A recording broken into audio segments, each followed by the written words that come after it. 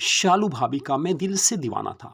वो काफ़ी हसीन थी। मेरे दोस्त दिनेश की वो वाइफ हैं। लेकिन जब वो मेरे घर एक शाम में आई, उस समय उन्होंने गोल्डन साड़ी और ब्लैक बैकलेस ब्लाउज डाला हुआ था। मैं देखता ही रह गया।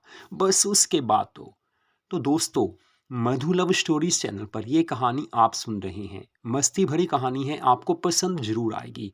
कहानी का एक एक शब्द आप सुनेंगे तो आपको पूरी मस्ती मिलेगी। वैसे भी सर्दी में रजाई में बैठकर ये कहानियाँ कुछ ज़्यादा ही अच्छी लगती हैं। तो मेरा नाम रोहित है। वैसे मैं दिल्ली का रहने वाला हूँ और मेरा एक क्लोज फ्रेंड है दिनेश, जिससे मेरी अच्छी दोस्ती है। हम दोनों एक साथ कॉलेज में पढ़ते थे। अच्छी दोस्ती हो गई।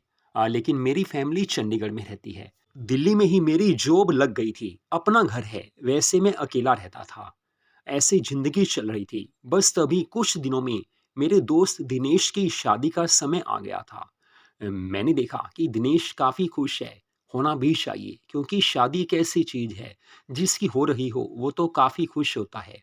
जिसकी हो जाए वो खुश हो ना हो, लेकिन जिसकी होने वाली हो वो तो खुश होता ही है। तो दिनेश मेरे घर आया, कहने लगा कि बस शादी फिक्स हो गई है और तुझे 3 दिन के लिए ऑफिस से छुट्टी करनी है। मैंने कहा, मैंने किसी भी शादी पर कभी कोई भी फंक्शन अटेंड नहीं किया है। हाँ, जब लंच या डिनर होता है 1 घंटे के लिए ज़रूर जाता हूँ। तो वो कहने लगा, मैं तो तेरा दोस्त हूँ, वैसे भी भाभी को नहीं देखेगा। तो मैंने कहा, भाभी को तो बाद में भी देख लूँगा, लेकिन फ़िलहाल मुझे भाभी का चेहरा तो दिखा दे। तूने तो बताया भी नहीं और शादी तेरी फिक्स भी हो गई। तो वो कहने लगा कि बस अभी 2 दिन पहले ही हम उससे देखने गए थे। शालू नाम है उसका। फिर वो कहने लगा कि बस शालू को देखते ही पहली नज़र में मैंने पसंद कर लिया था। काफ़ी प्यारी है। बस मैंने घर वालों से बोला और वहीं पर शादी फाइनल हो गई थी। रिश्ता उसी दिन हो गया था। शादी की डेट भी उसी दिन निकलवा ली थी। मैंने कहा, सब कुछ फास्ट ही हो गया। फिर वो मुझे अपने सेल फोन पर शालू की पिक्स दिखाने लगा। मैंने देखा तो मैं भी हैरान हो गया। ये एक एक्ट्रेस या मॉडल जैसी ग्लैमरस लड़की लग रही थी। हालांकि मेरे मन में काफ़ी कुछ आया था, लेकिन दोस्त सामने था, मैं कुछ बोल नहीं सका। तो मैंने कहा, बारात कब है? वो बताने लगा। सारा प्रोग्राम उसने बता दिया था। तो अब मैंने कहा, मैं ज़रूर आऊँगा, क्योंकि रियल में शालू भाभी को देखकर, यानी कि उनकी मस्त पिक्स को देखकर मेरे दिल में भी कुछ उनके लिए प्यार जागने लगा था। मैंने सोचा, नॉर्मल पिक उनकी ऐसी है तो शादी के दिन तो वो मस्त माल बनी होंगी, बस जाना ही होगा। तो मैंने दिनेश को कहा, मैं आ जाऊंगा। बस मैं उसकी बारात में चला गया था। वहां जाकर जब पहली नजर में मैंने शालू भाभी को देखा, तो बस मैं उनका दीवाना हो गया था। जब वो स्टेज पर आ रही थी, उनकी मस्त चाल देखकर बस मेरा दिल कर रहा था, अरे यार, काश इनसे मेरी शादी हो जाती। मुझे ऐसा लगा कि मानो ये एक ऐसा रसगुल्ला है जिसे मुझे अभी खा जाना चाहिए, पूरे रस से भरा हुआ। लेकिन ये मेरी मन की फीलिंग्स थी। फीलिंग्स आ ही जाती हैं। वैसे भी लड़कों को कोई भी भाभी नज़र आए, कोई भी लड़की नज़र आए या कोई भी आंटी नज़र आ जाए, बस वो चीज़ तो हरकत करने ही लगती है। हालांकि इस मामले में मैं ज़्यादा आगे नहीं था। मैं किसी भी शादी पर जाता था तो बस आधा घंटा या हद से हद 1 घंटा रुकता था। मेरा काम यही था, शगुन देना, खाना खाना, थोड़ी देर बैठना और वापस आ जाना, क्योंकि मुझे पीछे ऑफिस का ध्यान रहता था। लेकिन आज मुझे ऑफिस की कोई भी बात याद नहीं आ रही थी। बस मैं तो शालू भाभी को देखता ही रहा। हालांकि उनकी नज़रें मुझ पर पड़ रही थी, क्योंकि मैं बिल्कुल सामने की चेयर पर बैठा था। वो स्टेज पर थी, मेरा प्यारा दोस्त भी उनके साथ था। दोनों की जोड़ी मस्त लग रही थी। लेकिन मुझे ऐसा लगने लगा, अरे यार, काश ये मेरी होती। लेकिन मन की भावनाएं हैं, मन में ही समा लेनी चाहिए। शादी हो चुकी थी। उसके बाद हम सब घर आ गए थे। तो वैसे तो मैं दिनेश के घर ज़्यादा जाता नहीं था। लेकिन मैंने सोचा, यार, अब जाना ही चाहिए। इसी बहाने उससे मिल तो लूँगा और वैसे भी शालू भाभी से मिलना था। दिनेश भी घर में अकेला रहता था। उसकी फैमिली भी कहीं बाहर रहती थी। तो वैसे शादी के 3 दिनों के बाद मैंने सोचा, अब तो उनके घर के सभी गेस्ट चले गए होंगे, अब मैं मिलकर आता हूँ। तो शाम के समय ऑफिस टाइम के बाद मैं उसके घर गया था। दिनेश घर पे ही था। शालू भाभी सामने गुलाबी ड्रेस में बैठी हुई थी। मैंने उन्हें देखा, नज़रें मिली, बस मैं उनका दीवाना हो गया। मुझे वैसे भी जो मस्त औरतें होती हैं, काफ़ी प्यारी लगती हैं और ये तो एक ऐसा पका हुआ अंगूर थी कि जिन्हें देखकर मुँह में पानी आ ही जाता है। लेकिन ये खट्टा अंगूर नहीं, ये तो मीठा अंगूर थी। मैंने उन्हें देखा तो देखता ही रह गया। दिनेश कहने लगा, "अरे यार, बैठ तो सही, भाभी को देखता ही रहेगा।"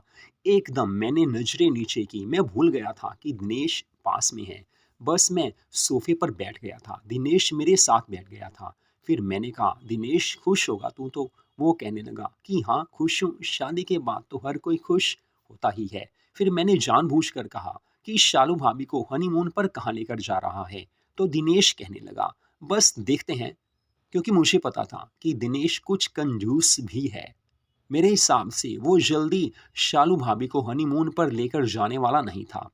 लेकिन मैंने उसी समय शालू भाभी की नज़रें भी पढ़ ली थी। मैंने हनीमून की बात की थी तो उनका चेहरा भी कुछ उदास हो गया था। यानी कि मेरी सोच सही थी, मतलब दिनेश कंजूस था। उन्होंने भी बात की होगी हनीमून की, लेकिन दिनेश नहीं माना होगा।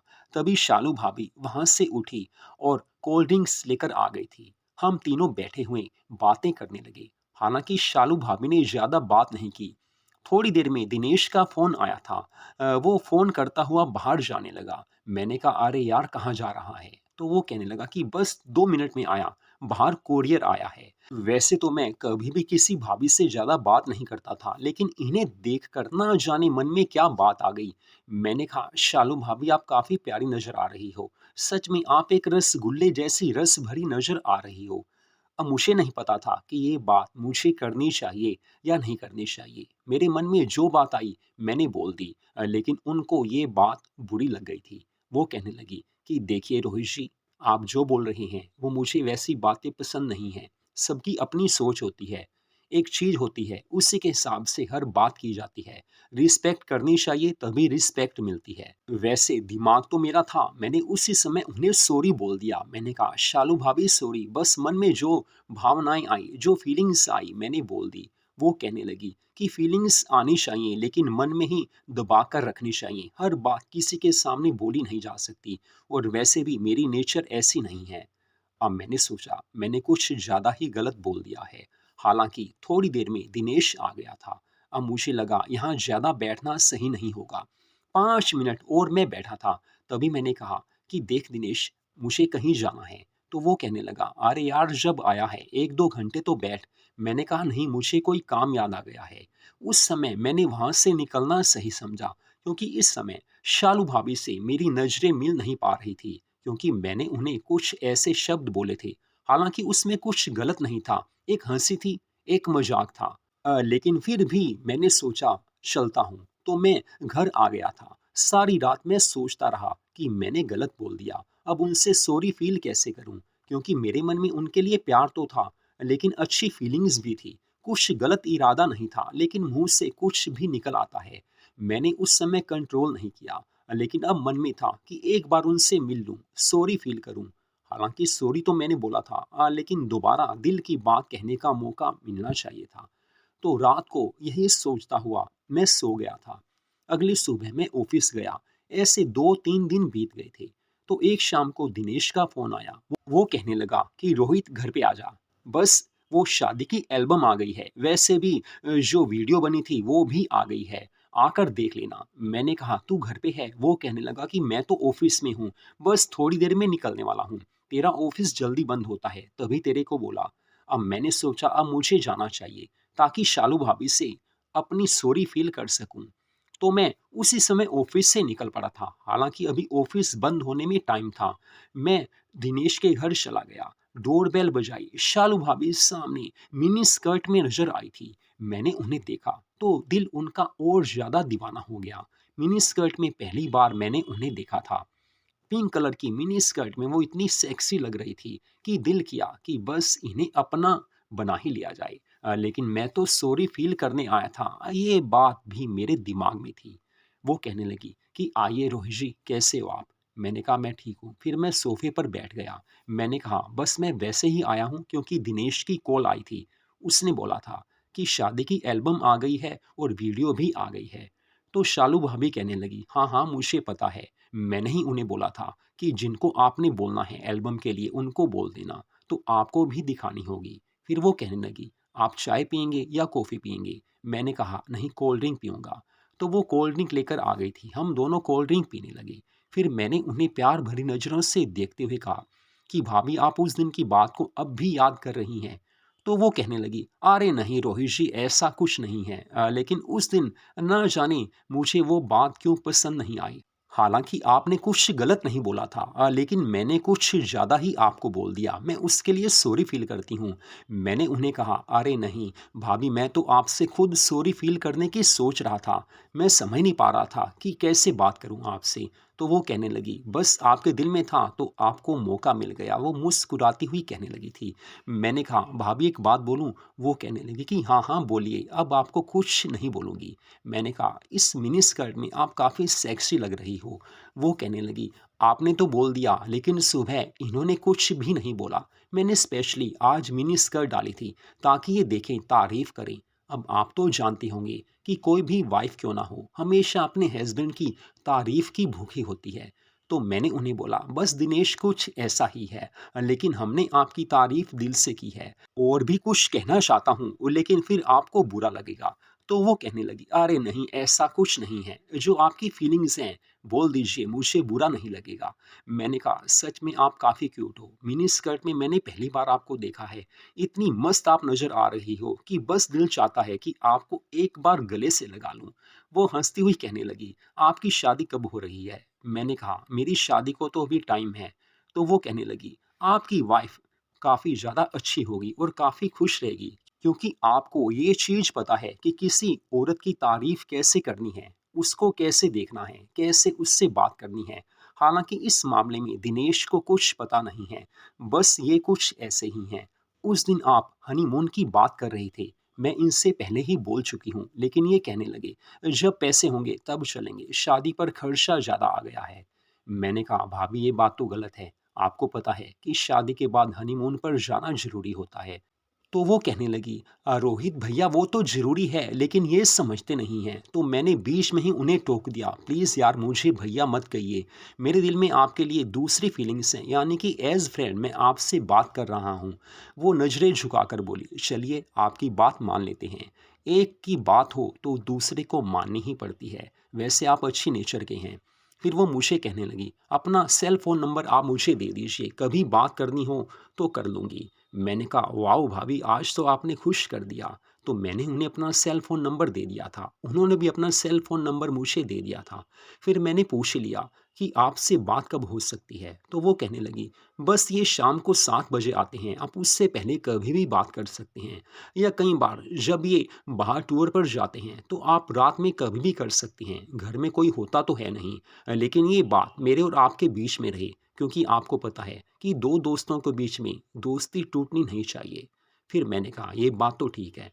फिर मैं एल्बम देखने लगा। शालू भाभी की शादी की एल्बम वो लेकर आ गई थी। मैं उससे देखता हुआ उनकी तारीफ़ करने लगा। मैंने कहा, भाभी सच में अगर आप मेरी वाइफ़ होती, मैं तो आपको ज़बरदस्त तरीके से हर रोज़। वो खुश हो गई थी, कहने लगी, चलो वो आपकी फीलिंग्स हैं लेकिन पूरी एल्बम देख लीजिए। मैं अभी बात कर ही रहा था कि तभी डोरबेल बज गई थी। फिर वो कहने लगी कि शायद ये आ गए हैं, अब थोड़ा सोच कर बात करना। मैंने कहा, हाँ हाँ मुझे पता है। बस उसके बाद दिनेश अंदर आ गया था। मैंने कहा, आ गया? वो कहने लगा, तू कब आया? मैंने कहा, बस थोड़ी देर हुई है आया हूँ। मैंने उससे ये नहीं बोला कि मुझे आए तो काफ़ी टाइम हो गया है। हालांकि उसके बाद जब वो पास में बैठा तो मैं एल्बम देखने लगा लेकिन इस समय मेरे मन में यही था कि बस वीडियो देखूं और जल्दी यहाँ से चला जाऊं, क्योंकि ज़्यादा देर बैठना मैंने सही नहीं समझा। मन में इतनी खुशी थी कि आज मेरी लॉटरी लग गई थी। बस वीडियो थोड़ी देर के लिए मैंने देखी थी, फिर उससे कहा कि बस पेन ड्राइव मुझे दे दे या शेयर कर दे। तो वो कहने लगा कि हमने तो देख ली है, वैसे भी पेन ड्राइव एक नहीं 5 सेट बनवाए हैं। तो मैंने उससे एक सेट ले लिया था। तो मैंने कहा, अब मैं चलता हूँ। लेकिन तभी शालू भाभी कहने लगी, चाय पीकर जाइएगा। मैंने कहा, नहीं फिर कभी पीऊँगा। उनकी कातिलाना नज़रें मुझे अपना दीवाना बना रही थी। मैं बाहर आने लगा तो उनकी मिनी स्कर्ट देखकर मैं तो बस उनको देखता ही रह गया। उनकी वो मुस्कुराहट, उनकी वो तिरछी नज़रें मुझे अपना दीवाना बना चुकी थी। मैं घर आ गया। उसके बाद 3-4 दिन निकले तो मैंने एक दिन सोचा कि अब तो उनसे फ़ोन पर बात करनी ही चाहिए। मैं सोच ही रहा था क्योंकि उस दिन मेरा दोस्त दिनेश बाहर टूर पर गया हुआ था। मैं रात को 10 बजे घर में बैठा हुआ था। मैंने सोचा फ़ोन करता हूँ, तभी शालू भाभी का खुद का फ़ोन आ गया था। वो कहने लगी, रोहित जी कैसे हो?" मैंने कहा, "मैं तो ठीक हूँ, बस आपको फ़ोन करने ही लगा था।" तो वो कहने लगी, "अरे! झूठ बोलते हो आप। मैंने आपको सेल फ़ोन नंबर किस लिए दिया था? फ़ोन करने के लिए, लेकिन आपने याद भी नहीं किया। ऐसा करते हैं क्या? वैसे तो आप बड़ा प्यार करते हो मुझे मुझे देखते हो, मेरी तारीफ़ करते हो और लेकिन सेल फ़ोन नंबर दे दिया तो फ़ोन किया तक नहीं। ये तो गलत है रोहित जी।" मैंने कहा, "सॉरी भाभी, मैं करने ही वाला था।" तो अपनी मस्ती भरे अंदाज़ में वो कहने लगी, "अरे! रोहित जी, हम तो आपके दीवाने हो चुके हैं। सच में आप काफ़ी अच्छे हैं। लेकिन मुझे तो विश्वास था कि आप फ़ोन करेंगे। मैं तो दिन भर आपके फ़ोन का इंतज़ार करती रहती हूँ। बस कुछ आपसे दिल ऐसा अटैच हो गया है कि बात करने का दिल करता है। आपको पता नहीं है कि मेरा शादी से पहले कोई भी बॉयफ्रेंड नहीं रहा है, लेकिन अब आप मुझे पसंद आ गए, तो बातें करना अच्छा लगता है।" फिर मैंने उनसे हर बात करनी शुरू कर दी थी। फिर वो भी अच्छे से शुरू हो चुकी थी। जब बातें होती हैं, हर परत खुलती ही जाती है।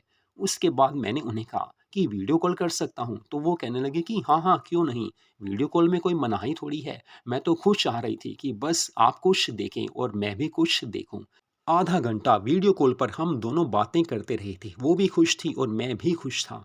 फिर मैंने उन्हें बोला, "कभी घर पर आइए।" वो कहने लगी कि हाँ, आऊँगी, लेकिन बिना बताए आऊँगी, सरप्राइज़ दूँगी। वैसे भी शाम को आऊँगी, जब ये गए होंगे। मैंने कहा, "ये तो अब भी गए हुए हैं। दिनेश तो अभी 3-4 दिन आने वाला नहीं है।" तो वो कहने लगी, "चलो देखते हैं, सोचते हैं। सारी मिठाई एकदम नहीं खानी चाहिए। रसगुल्ला हूँ तो थोड़ा धीरे-धीरे रस पियो।" मैंने कहा, "वाह भाभी, आपकी बातें सुनकर दिल दीवाना हो गया।" तो वो कहने लगी, "अच्छा जी, लेकिन ये बताओ कि हमारे लिए करोगे क्या?" मैंने कहा, "बोलो क्या करना है?" वो कहने लगी, "अरे नहीं, कुछ नहीं, बस यही है कि आपसे दोस्ती प्यार का ये रिश्ता बना रहे।" मैंने कहा, "नहीं, फिर भी भाभी कोई काम हो तो बताओ।" तो वो कहने लगी कि नहीं, ऐसा कुछ नहीं है। दोस्ती में कोई काम या पैसा आना नहीं चाहिए। दोस्ती में, प्यार में ये चीज़ होनी चाहिए कि बस प्यार के लिए प्यार हो, दोस्ती के लिए दोस्ती हो। बाकी मिलना चाहूँगी ज़रूर आपसे, आपके घर आऊँगी। फिर मैंने उनसे कहा कि हनीमून की कोई बात हुई? तो वो कहने लगी कि नहीं, ऐसा कुछ नहीं है। ये तो मेरे हिसाब से जाने वाले नहीं हैं। हनीमून की तमन्ना दिल में ही रह जाएगी। चलो, ज़िंदगी में जो मिलता है उसी में खुश रहना चाहिए। फिर मैंने कहा, "चलो भाभी, अब सो जाते हैं।" वो कहने लगी कि हाँ, मुझे भी सोना है।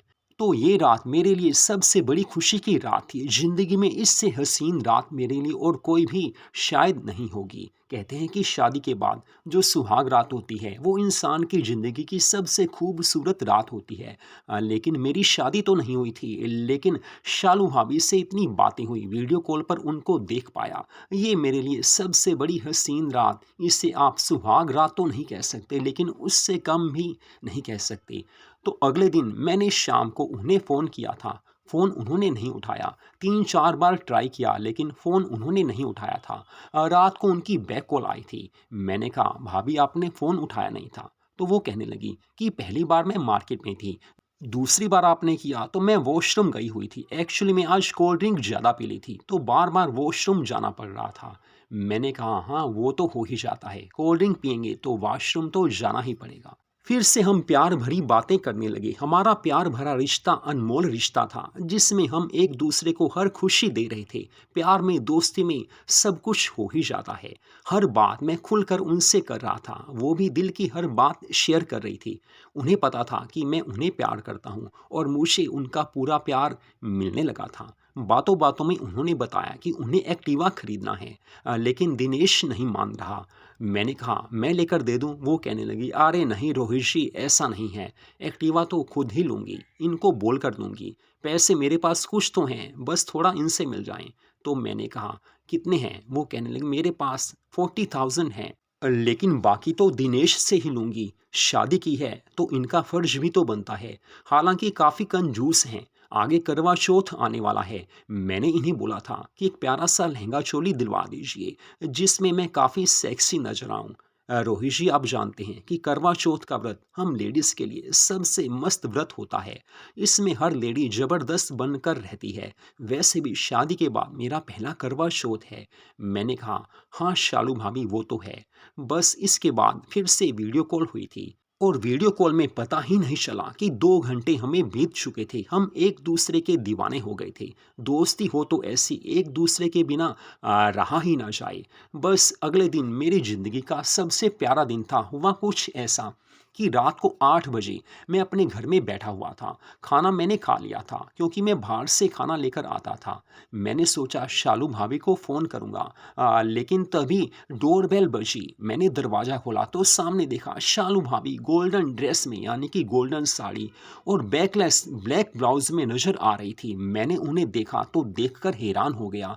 वैसे घर का पता उनको मैंने पहले ही बता दिया था। उन्होंने बोला था कि बताऊंगी नहीं, सरप्राइज़ दूंगी। वो अंदर आई, मैंने दरवाज़ा बंद किया। मैंने कहा, भाभी आपने तो सच में सरप्राइज़ दे ही दिया।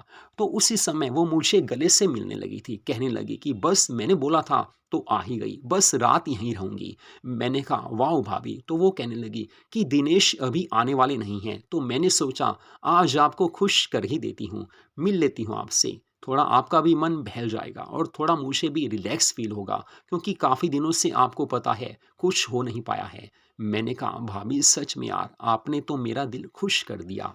फिर हम दोनों सोफे पर बैठ गए थे। मैं उनके लिए कोल्ड ड्रिंक लेकर आया था। मैंने उन्हें पूछा कि आपने खाना खा लिया? वो कहने लगी, 8 बजे खाना खाते हैं। फिर मैंने कहा, अरे भाभी मैंने तो खाना खा लिया, क्योंकि हम कुमारों का तो क्या कहना, जब जो कुछ मिले खा ही लेते हैं। तो वो कहने लगी, आज तो आपको रसगुल्ला सामने नज़र आ रहा होगा, उससे खाएंगे क्या? मैंने कहा, भाभी सच में यार, आप कितने प्यारे हो। फिर मैंने बोला, आपने खाना तो खाना होगा। वो कहने लगी कि श्योर, खाना तो खाऊंगी, जब आई हूँ तो खाना तो खाऊंगी ही खाऊंगी। लेकिन आप फिलहाल कुछ और मंगा लीजिए, टिक्की चाट या कुछ और गोलगप्पे मंगवा लीजिए, आज उसका मूड है। मैंने टिक्की चाट गोलगप्पे तीन ही चीज़ों के लिए ऑर्डर कर दिया था, खाने के लिए भी ऑर्डर कर दिया था। उनकी जो पसंद का खाना था मैंने मंगवा लिया था। तो थोड़ी देर के बाद टिक्की चाट गोलगप्पे आ गए थे। हम दोनों बैठकर खाने लगे मस्ती भरे अंदाज में। डीप क्लेवेज उनकी देखकर मैं उनका दीवाना हो गया था। मुझे ऐसा लगा कि आज तकदीर मुझ पर सबसे ज़्यादा मेहरबान है। फिर वो कहने लगी, अब तो खाना खाने का दिल भी नहीं है। मैंने कहा, अरे यार भाभी, जब मंगवाया है तो थोड़ा थोड़ा तो खा ही लेते हैं। तभी खाना आ गया था। मैंने कहा, एक प्लेट में ही खा लेते हैं। वो कहने लगी कि अरे एक प्लेट में ही खाएंगे, दूसरी प्लेट का क्या मतलब? हम दोनों एक ही प्लेट में खाना खाने लगे थे। गुलाब जामुन भी मैंने मंगवा लिए थे।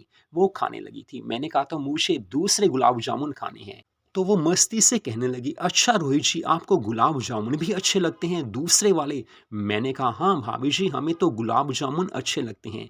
वो कहने लगी, पहले ये तो खाओ, फिर उसका नंबर भी आ ही जाएगा। वो मस्ती भरे अंदाज में बातें कर रही थी, मैं उनका दीवाना हो रहा था। बस ये प्यार का रिश्ता ऐसा था कि इस प्यार के सामने सब कुछ जीरो है।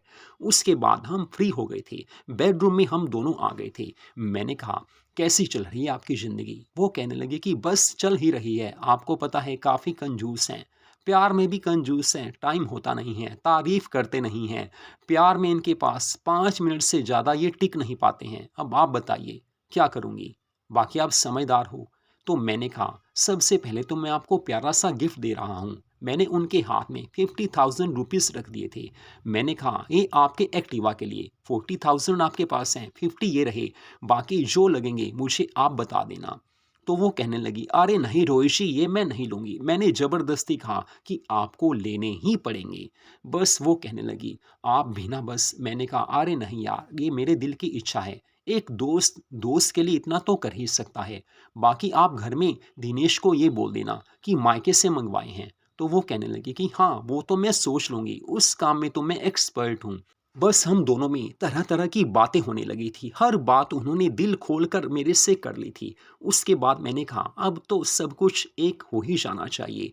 वो कहने लगे कि हाँ, तूफ़ान तो अब आ ही जाना चाहिए। कितना रोकेंगे आप तूफ़ान को? तूफ़ान नहीं रुक सकता।